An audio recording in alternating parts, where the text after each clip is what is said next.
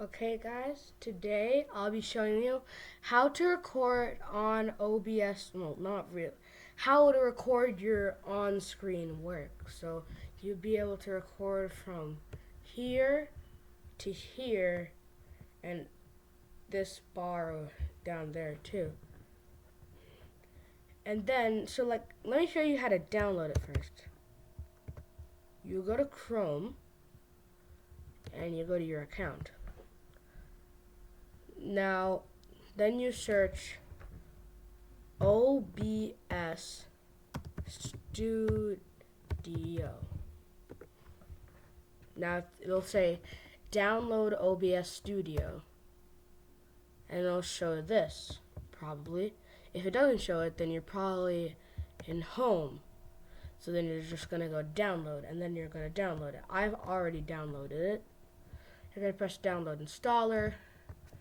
And then you're gonna, with the installer, then you're gonna download OBS Studio. And it's pretty complicated, so I'll show you. And yeah, so this is how it'll look. It shows me, well, down here, I am recording with OBS Studio, but here's a different one. So here's how you would do it. So first you would press start recording. And then you shouldn't press start streaming. That would do something else. You can see now that I started recording, there will be a red dot down here and a red dot on OBS Studios. It'll look like that. Now, you won't really have to do scene transitions if you're using scenes. So instead of using window capture, it's best if you use display capture. Because it will get all your monitors too, and you would have to choose which screen. But that's why it's best to do this on like just a laptop. So, or just a monitor and keyboard. So then what you would do, then you would press start recording, and then once you're done, then you would press stop recording. Wait, no, that won't work.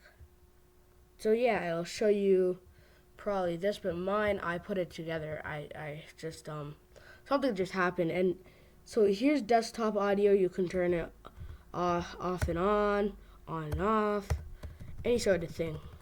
I can also show you how that works, but not right now. So you can see my voice. It's like moving up and down, like it controlled by voice. So you can see how that happens if I'm just tapping on the computer. How it goes to red if it's too loud, if it'll yeah, so that's what's gonna happen. Best if you just stay in green or yellow, but don't go to red because that's too loud, as you probably just heard. Like, that probably hurt your ears a tiny bit.